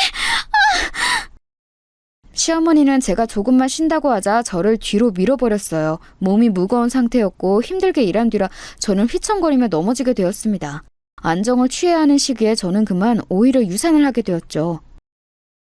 엄마, 도대체 미영이한테 왜 그러세요? 엄마가 원하던 임시까지 한 사람한테 이래도 되는 거예요? 미영이가 엄마 마음에 들지 않아도 제 마음에 든다고요. 제발 이제 며느리로 받아주세요. 내가 일부러 그런 것도 아니고 그냥 나는 며느리가 김장하느라 힘드니까 그저 조금 쓰다듬어서 안마해주려고 한 건데 아들, 네가 어떻게 엄마한테 그러니? 엄마는 너무 속상해. 여보, 당신은 나 믿지? 며느리만 믿는 거 아니지? 아가, 너도 참 무섭다. 어떻게 그러니? 아이를 유산하게 된 저는 너무 슬펐어요. 어렸을 때부터 온전한 가정을 이루고 싶은 마음이 매우 컸는데 다른 사람도 아니고 시어머니 때문에 아이를 잃은 거잖아요. 그래서 울분을 토하며 남편에게 있었던 일을 털어놓았습니다.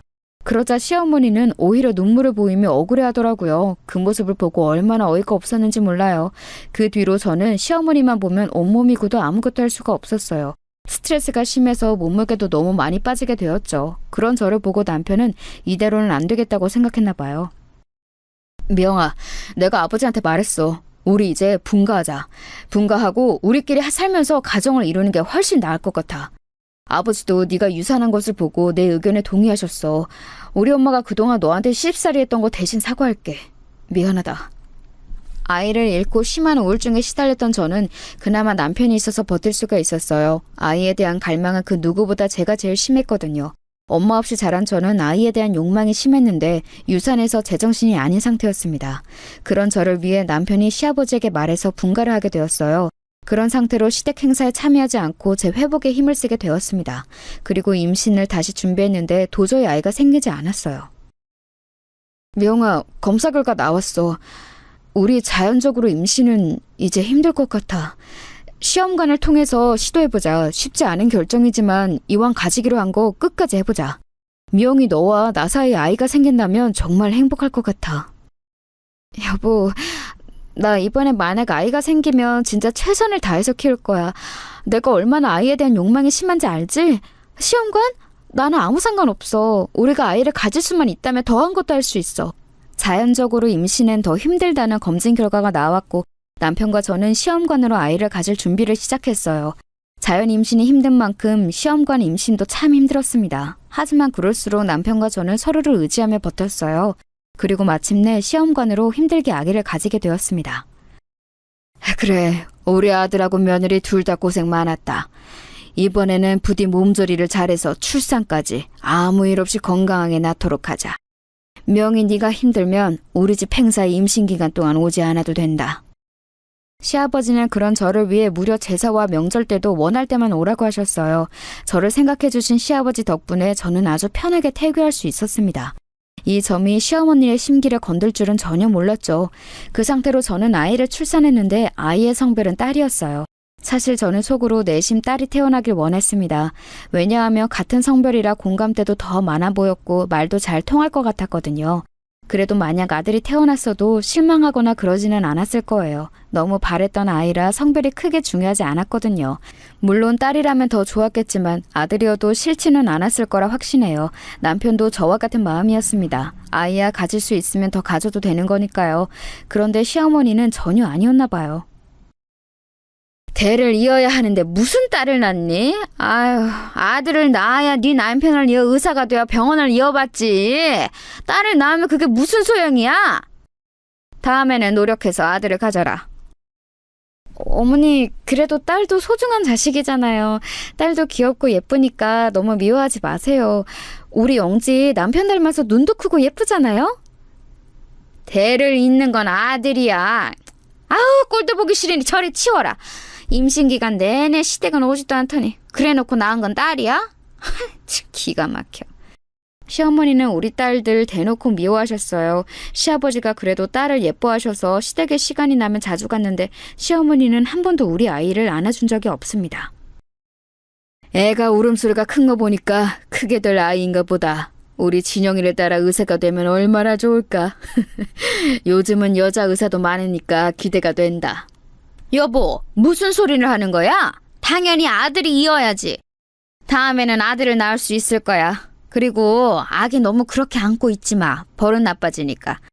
여자 목소리가 원래 담을 넘으면 안 되는 건데 쟤는 누구 닮아서 저렇게 울음소리가 큰 거야? 엄마, 그래도 제 자식인데 예뻐해 주세요. 아들이 아니어도 딸도 요즘은 대를 잇고 그래요.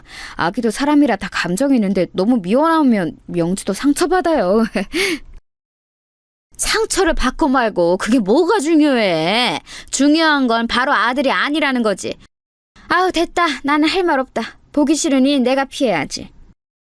시어머니는 급기야 나중에는 제가 딸을 데려가면 방으로 피신하기도 하셨어요. 제가 만약 혼자 방문할 때는 제 얼굴도 보지 않으셨죠. 저도 사람이라 당연히 상처를 받았습니다. 하지만 시어머니는 그런 제 반응을 신경도 쓰지 않았고 심지어 딸이 크면서 더 미워하는 게 심해졌습니다. 그러다 제가 더는 못 참고 이혼하게 된 계기가 발생했어요. 그날은 명절 전이라 제가 미리 가서 음식을 준비하고 있었습니다. 딸이 그때 8개월이라 많이 어렸어요. 아직 어른들이 먹는 음식을 다 먹이지는 않고 있던 상태였습니다. 그런데 제가 요리하느라 정신없는 사이 시어머니가 어른들이 먹는 김치를 딸한테 먹이더라고요. 매운 게 입에 들어간 딸은 숨을 헐떡거리며 울기 시작했어요. 어머니, 영지한테 뭐 먹이셨어요? 혹시 김치 먹이셨어요? 아직 너무 아기라서 물에 씻은 김치도 먹이면 안 되는데. 어떡해. 아가 괜찮아? 세상에 어떡하지? 아니, 너무 어릴 때부터 그렇게 가려서 먹이면 아이한테도 좋지 않아. 너는 왜 그렇게 애가 유난이니? 나는 우리 진영이 키울 때 그렇게 유난으로 키우지 않았어. 애를 좀 방목하며 키워야 잘 자라지. 우리 아들 봐라. 그러니까 의사 됐잖아. 그건 나중 일이고요. 지금은 우리 딸 겨우 8개월이잖아요. 아무리 제가 싫고 딸이 마음에 들지 않으셔도 이렇게 매운 김치를 먹이시면 어떡해요. 어머니, 진짜 너무하시네요. 뭐? 너 말 다 했어? 지금 시어머니한테 소리를 질러? 너 미쳤어? 어? 지금 뭐 하자는 거야? 딸 낳은 게 자랑이니? 어? 엄마 없이 자란 걸 이렇게 티내는 거야? 네? 지금 뭐라고 말씀하셨어요? 어머니, 말씀이 매우 지나치시네요. 아무리 그래도 그런 말을 저한테 어떻게... 어머니가 저 마음에 들어하지 않는다는 거 저도 아는데요. 그래도 이러시면 안 되는 거죠. 내가 없는 말을 지어냈냐? 네 딸도 너처럼 잘하는 거 아니니? 아유, 꼴도 보기 싫어. 저는 시어머니의 막말에 너무 큰 상처를 받았어요. 충격의 눈물이 하염없이 흘렀는데 시어머니는 그런 제 딸과 저를 꼴도 보기 싫다고 하셨죠. 순간 머릿속에 많은 생각이 스쳐 지나갔습니다. 제가 아무리 정상적인 가정을 꿈꾼다고 해도 이런 시어머니와 남은 인생을 함께할 수는 없었어요. 우리 딸한테도 그건 못할 짓이라고 생각했죠. 남편과의 관계도 문제가 없었고 시아버지는 다정했지만 시어머니를 더는 견딜 수가 없었습니다.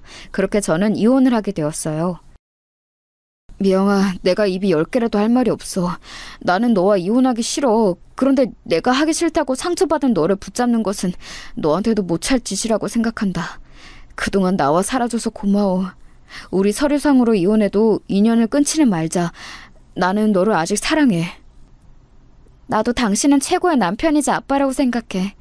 당신 엄마가 싫어서 이혼하는 거지 당신과의 인연의 끈이 끊어진다고는 생각하지 않아. 내가 얼마나 정상적인 가정을 꿈꿨는지 알지? 우리 영지를 위해서도 우리 계속 연락하자. 당연하지. 내가 미영이 너를 사랑하는 것처럼 영지도 무척 사랑해. 우리가 영지를 가지려고 얼마나 노력했는지 기억나지? 영지를 위해서라도 계속 연락하자. 적어도 우리가 딸한테 부끄러운 엄마와 아빠가 되기는 싫어. 제가 시어머니에게 시집살이를 너무 크게 당했던 것을 남편은 이미 알고 있었어요. 그래서 저를 미안해서 붙잡지 못한다고 했죠. 남편도 저도 딸을 가지려고 노력을 했었기에 연락을 끊지는 않았습니다. 실제로 이혼하고 제가 딸과 같이 살 수 있도록 아파트도 얻어주었어요. 여보, 고마워. 앞으로 영지 키우면서 나도 자립할 수 있도록 노력할게. 당신은 진짜 어머니만 아니었으면 내가 절대 이혼하지 않았을 거야. 아니야, 우리 엄마는 내가 어렸을 때부터 유난히 심했어. 그리고 미영아, 나는 네가 일하지 않았으면 좋겠어. 내가 돈을 충분히 줄 수 있으니까 영지를 위해서라도 집에서 편하게 있어. 너는 항상 엄마의 손길을 원했잖아. 정말 그래도 될까? 그럼 나중에 영지가 학교에 가서 내가 시간이 생길 때까지는 고맙게 도움을 받을게. 실제로 남편은 월마다 돈도 넉넉하게 보내주었어요. 시간이 나면 집에 와서 영지와 놀아주고 여행도 같이 다녔습니다. 이혼하며 연락처를 아예 바꿔서 시어머니와 연락은 더하지 않았습니다. 오히려 시부모님과 연락은 안 하고 남편과 있는 시간이 늘어나서 사이는 더 좋아졌어요. 우리가 낳았지만 진짜 우리 영재 천재 아니야? 내 새끼인데 너무 똑똑하고 사랑스러워. 내가 매일 같이 있지 못해줘서 미안해. 나중에 시간이 많이 흐르면 그때 우리 다시 합치자. 그리고 영지 키우면서 필요한 게 있으면 언제든지 말해. 그렇게 남편과 저는 틈만 나면 만나서 같이 영지를 키웠어요. 우리 딸은 제 인생에 있어 가장 큰 축복이었습니다. 만약 영지가 없었으면 저는 정상적인 삶을 살 수 없었을 거예요. 아이가 저한테 미친 영향은 그 정도로 엄청났어요. 엄마, 나 오늘 학교에서 1등해서 상장 받았어. 선생님이 잘했다고 칭찬해줬어. 너무 기뻐서 받자마자 엄마한테 보여주려고 가져왔어. 아빠한테도 전화로 알려주자. 뭐? 1등? 세상에, 확실히 우리 딸은 아빠 머리를 닮았네. 아빠가 들으면 너무 좋아하겠다. 너무 수고했어. 영지야, 사랑해. 딸이 자라면서 이혼 가정이라고 차별을 받을까 얼마나 걱정했는지 몰라요. 남들이 뭐라 하는지는 전혀 관심 없었고 저는 상관이 없었는데 딸의 상태가 걱정되었죠. 그런데 다행히 남편과 제 사랑을 듬뿍 받고 자란 딸은 본인의 부모가 이혼 상태라는 것을 정확히 알고 있었어요. 이혼 가정이 뭐라고 뒤에서 뭐라 하는 거지? 엄마, 나는 남들이 우리 가족에 대해 뭐라 하든지 아무 신경이 쓰이지 않아. 중요한 것은 엄마랑 아빠가 나를 얼마나 사랑하는지가 중요하지. 안 그래? 아유, 우리 딸 엄마 닮아서 말도 잘하네. 그렇지, 그게 제일 중요한 거야. 그러니까 남자들이 하는 말은 전혀 신경 쓰지 않아도 돼. 영재야, 뭐 필요한 거 없어? 아빠가 다 사줄게. 이혼했어도 일주일에 적어도 3번은 만나던 사이라 남편과 사이는 아주 좋았어요. 남편도 딸을 무척 사랑했고 딸도 이혼한 부모지만 다 이해해 주었죠. 심지어 딸은 아주 똑똑해서 학교에서 성적도 높게 받았습니다. 진짜 저는 우리 영지를 키우는 재미로 살았다고 해도 과언이 아니에요. 애지중지 키운 우리 딸이 고등학교를 졸업하던 날에는 제가 다 눈물이 나오더라고요. 엄마가 왜 울고 그래? 나는 눈물이 안 나와. 그동안 나 키우느라 고생했어. 그러니까 그만 울어. 내가 너를 어떻게 가지고 낳아서 키웠는지 갑자기 실감이 나. 우리 영지가 이제 성인이라고? 그렇게 작던 네가 성인이라니 엄마는 너무 기뻐. 여보, 당신도 믿기지 않지? 우리 딸이 성인이래. 우리가 영지를 가지기까지 얼마나 많은 일이 있었어. 그러니까 말이야, 감회가 새롭다. 그래도 결과적으로 우리가 이렇게 다 건강하고 행복하게 사니까 얼마나 다행이야. 나는 미영이 네가 행복하면 나도 좋아. 딸은 서울에 있는 명문대학에 입학했어요. 워낙 똑똑한 아이라 대학에 가서도 장학금을 타기도 했습니다. 열심히 공부도 하고 연애도 하던 딸은 우수한 성적으로 졸업했어요. 제가 대학을 졸업하지 못했던 것을 기억하시나요? 그래서 딸이 대학을 졸업할 때도 감회가 새로웠답니다. 이렇게 영지는 저한테 딸이자 제 인생의 전부였어요. 대학을 졸업하고 대기업에 입사한 딸은 몇 년 일하더니 글쎄 결혼하겠다며 사위를 데려왔습니다. 안녕하세요, 장모님. 영지한테 얘기 들었습니다. 혼자 영지 키우느라 고생 많으셨어요. 앞으로 제가 영지 손에 물 한 방울 묻히지 않게 하겠습니다. 사위는 아주 듬직한 풍채를 가지고 있었어요. 서글서글한 인상이 아주 좋았습니다. 저런 남자라면 우리 딸을 믿고 보낼 수 있겠다 싶었어요. 그런데 남편도 같이 있었는데 사위가 돌아간 후 남편이 저에게 슬며시 말을 꺼냈습니다. 그런데 뭔가 찜찜해. 말로 설명할 수 없는 그 무언가가 있어. 뭔가 걸리는데. 뭘까? 내가 너무 예민하게 반응하는 건가? 아이, 여보, 왜 그래? 그래도 우리 영지가 드디어 결혼하는데 괜히 안 좋은 생각하지 마. 대수롭지 않게 넘기고 딸과 사위의 결혼을 진심으로 축하했습니다. 남편이 도움을 많이 줘서 호화스러운 결혼식을 올릴 수 있었어요. 행복해하는 딸의 얼굴을 보고 저는 눈물이 멈추질 않았습니다. 우여곡절이 유독 많았던 인생인데 그래도 하나밖에 없는 딸이 드디어 결혼하니 감개무량했어요. 영재야, 행복하니? 결혼 생활은 어때? 엄마는 네가 물가에 내놓은 아이 같아. 우리 딸 혹시 먹고 싶은 거 있어? 엄마가 너 가졌을 때는 그렇게 귤이 먹고 싶었는데. 나는 결혼하길 잘한 것 같아. 엄마랑 둘이 살 때도 행복했는데 확실히 결혼하니까 이런 게 사랑이구나 느껴져. 먹고 싶은 것은 남편이 사주고 있으니까 그런 걱정하지 마. 엄마, 내가 이따 다시 연락할게. 딸이 결혼해서 집을 나갔어도 저는 늘 그리웠어요. 결혼하며 다른 지역으로 가서 시작했기 때문에 더 걱정되었죠. 그런 딸에게 전화를 걸어 자주 안부를 확인하고는 했답니다. 그런데 이상한 일이 일어났어요. 평소에 딸과 저는 적어도 이틀에 한 번은 문자로라도 안부를 주고받았거든요. 그런데 딸에게 아무런 연락이 오지 않더라고요. 그런 기간이 일주일이 지나자 저는 남편에게 말했어요. 영재한테 연락이 일주일이 넘게 없어. 무슨 일이 생긴 거 아닐까? 원래 이렇게 연락이 안 되던 애가 아닌데. 사위한테 연락해볼까? 그래? 내가 전화해볼게. 이상하다. 그러고 보니 나에게도 딱히 연락이 없네. 원래 영재가 나한테 먼저 연락을 자주 했었거든. 남편과 저는 이상함을 눈치채고 사위에게 연락했더니 대수롭지 않게 받더라고요. 아, 영지요? 아마 집에 있을 거예요. 제가 연락하라고 할게요. 장모님 걱정하셨군요. 너무 걱정하지 마세요. 사회에 연락을 받고 종일 딸의 연락을 기다렸는데 아무리 기다려도 연락이 오지 않았어요. 남편과 저는 진지하게 경찰에 신고할까 고민했습니다. 여보, 아니야. 일단 신고하기 전에 사위 회사에 가보자. 사위 얼굴을 보면 우리가 눈치챌 수 있을 거야. 남편의 말을 듣고 저는 남편과 같이 사위의 회사에 찾아갔습니다. 사위는 우리 부부를 보고 활짝 웃으며 반겼어요. 그 모습을 보고 내심 속으로 긴장을 풀게 되었습니다.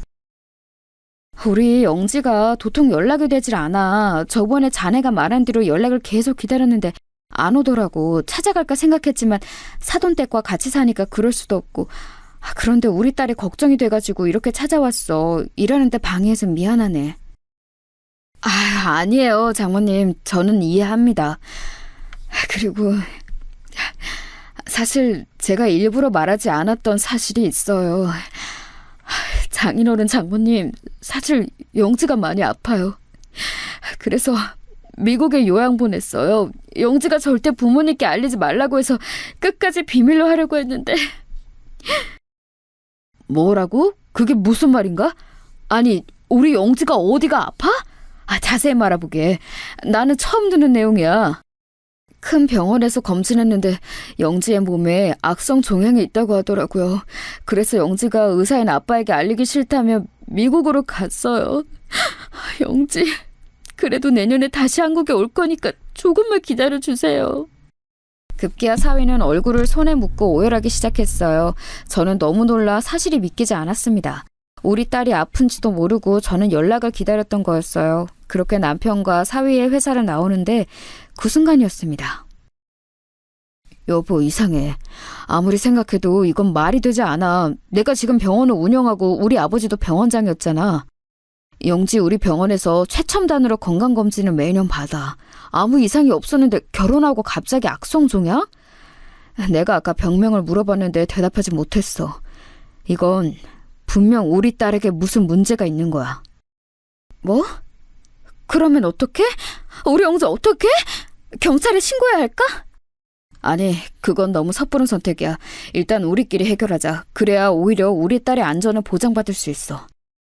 여보, 좋은 생각이 났어. 우리가 사돈댁에 불시에 방문해서 카메라를 설치하는 거야. 남편과 저는 더는 지체하지 못한다고 판단했어요. 그래서 소형 카메라를 구입해서 무작정 사돈댁을 방문했습니다. 어머, 여긴 어쩐 일이세요? 잠시만요. 집이 더러워서요. 조금만 기다리세요. 금방 열어드릴게요. 사돈은 우리를 보자 심하게 당황했어요. 연락도 없이 불쑥 찾아가는 행동이 예의가 없다는 것을 알고 있었지만 그때는 그런 게 신경이 쓰이지도 않았습니다.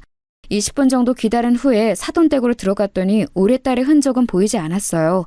제가 사돈과 얘기하는 사이 남편은 몰래 잘 보이는 곳에 카메라를 설치했습니다. 그리고 여러분, 믿을 수 없는 일이 일어났어요. 남편과 저는 그날 밤 바로 우리 집으로 와서 노트북에 카메라 원격 조정하고 지켜봤습니다. 그런데 노트북으로 보이는 화면을 보고 저는 너무 놀라서 말을 할 수가 없었어요. 야, 너희 부모 오늘 왔다 갔던 거 알지? 적당히 네가 아파서 외국 갔다고 했으니까 나중에 연락 오면 그렇게 말해. 알겠어? 빨리 청소하고 빨래 하라고. 화장실 청소 안 해? 아까 회사로 찾아와서 얼마나 놀라는지 몰라. 장인어른은 의사라더니 그렇게 시간이 많나? 전현하고 최대한 연락 못하게 해. 엄마가 잘 감시하란 말이야. 나중에 우리가 그 병원 구워 삶아서 차치한 다음 팽하자고. 좋아. 돈이 역시 최고야. 그렇지? 우리 똑똑한 아들 덕분에 엄마가 인생 피게 생겼다. 사돈과 사위는 우리 딸에게 서슴없이 욕설과 더불어 막말을 내뱉었습니다. 우리 딸은 기가 팍 죽어서 집안일을 하녀처럼 하고 있었어요. 제가 이혼한 이유가 시어머니의 못된 시집살이 때문이었잖아요. 그래서 그 광경을 보고 저와 남편은 이를 갈며 바로 우리 딸을 구하러 사돈댁으로 쳐들어갔습니다. 남편을 보니 손에는 망치가 들려 있었죠. 우리가 문을 쾅쾅 두드리자 분명히 안에 있으면서 인기척을 내지 않더라고요. 이 망할 놈들아, 문 열어! 내 딸 데리고 안에 있는 거 다 알아. 안 열어? 경찰에 신고하기 전에 문 열어! 자식을 구하기 위해 부모는 어떠한 짓도 할 수 있다는 것을 저는 그때 알게 되었어요. 남편은 현관문을 망치로 내리찍어서 문을 열고 들어갔습니다. 엄마, 아빠! 나는 엄마야 아빠가 나 보러 올 줄 알았어. 나 살려줘. 보고 싶었어. 딸은 우리 부부의 얼굴을 보자마자 눈물을 터뜨렸어요. 제가 우리 영지와 함께 눈물을 흘리는 동안 남편은 말 그대로 사돈의 집을 때려 부수기 시작했습니다. 아니 잠시만요. 이거 뭐하는 짓이에요? 장인어른 일단 진정하시고 제 말 들으세요. 누가 당신 장인어른이야? 됐어 이 사람아. 비켜! 이 망할 놈들이 감히 내 딸을 괴롭혀? 당신들 각오해. 남편은 온갖 사돈의 집안 살림을 다 때려 부쉈습니다. 저도 지켜보는 것만으로도 얼마나 뿌듯하고 통쾌했는지 몰라요. 말리는 사위와 사돈에게 저는 말했습니다. 당신들 이거 사기 결혼이야. 우리 남편 의사인 거 알지? 카메라에 다 녹화되어 있으니까 각오해. 알겠어? 이 집도 우리 남편이 사준 집이잖아. 결혼 전에 그렇게 잘 보이려고 하더니 다 이런 속셈이 있었어? 아이고 잠시만요. 우리 무슨 오해가 있었던 것 같은데 그게 아니고 아이고 우리가 일부러 그런 게 아니고 오늘만 그랬던 건데. 됐어 꺼져. 우리가 이제껏 지원해줬던 거 다 뱉어내. 남편과 저는 하나밖에 없는 우리 딸의 결혼을 위해 많은 돈을 썼거든요. 실제로 사돈과 같이 사는 그 집도 우리 남편이 해준 거였어요. 작정하고 사기 결혼을 한 저 망할 놈의 집안을 용서할 수 없었습니다. 결국 그렇게 집에 있는 모든 것들을 망치로 부수니 마음이 편안했어요. 엄마랑 아빠가 날 구해주지 않았으면 나는 핸드폰도 없이 계속 집안일만 하며 잡혀 있었을 거야. 진심으로 고마워. 역시 가족이 최고야, 그렇지? 망치로 집안을 돌아다니며 때리던 아빠가 마치 슈퍼맨처럼 느껴졌어. 네 아빠가 다른 사람을 몰라도 영지 너한테는 언제나 진심이잖아. 엄마랑 아빠는 너를 위해서 그 무엇이든 할 수 있어. 그 사기꾼들은 잊고 이제 우리 딸의 인생을 살도록 하자. 딸은 다행히 남편과 제 극진한 간호 덕분에 금방 정신적인 충격에서 벗어날 수 있었어요. 그 뒤로 당연히 이혼했고 지금은 저와 함께 행복하게 살고 있답니다. 결혼하지 않고 저와 평생 살 거라는데 미래는 모르는 거겠죠? 여기까지가 제가 준비한 사연인데 재밌게 들으셨나요? 들어주셔서 감사합니다. 저는 딸과 남편과 남은 인생 값지게 살겠습니다.